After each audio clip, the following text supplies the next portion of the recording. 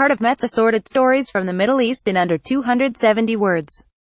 November 27, 2017. Soaring fuel prices are leading Yemenis to chop down trees, and this is only adding to the humanitarian crisis. A dentist in Sana'a, Yemen had to repeatedly forbid his neighbor from cutting down a tree on his property.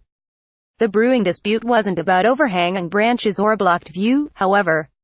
It was about wood. In Yemen's capital city, people are chopping down trees from streets and gardens and taking the wood home for fuel. In late September 2017, Houthi rebels tripled the price of cooking gas in areas under their control, citing critical supply shortages.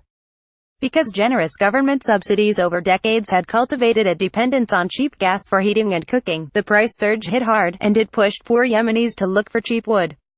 Now, savvy vendors hawk bundles of firewood at a fifth of the price of a gas cylinder. Sales are booming, but they are exploiting a shrinking asset.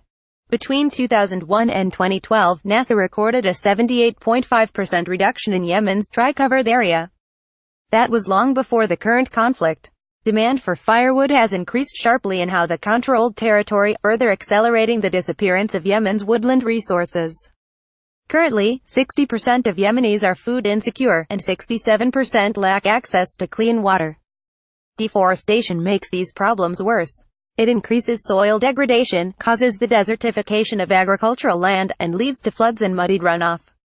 Chopping down trees helps a family eat a hot meal for a day, but the impact on Yemen's ecology is long-lasting.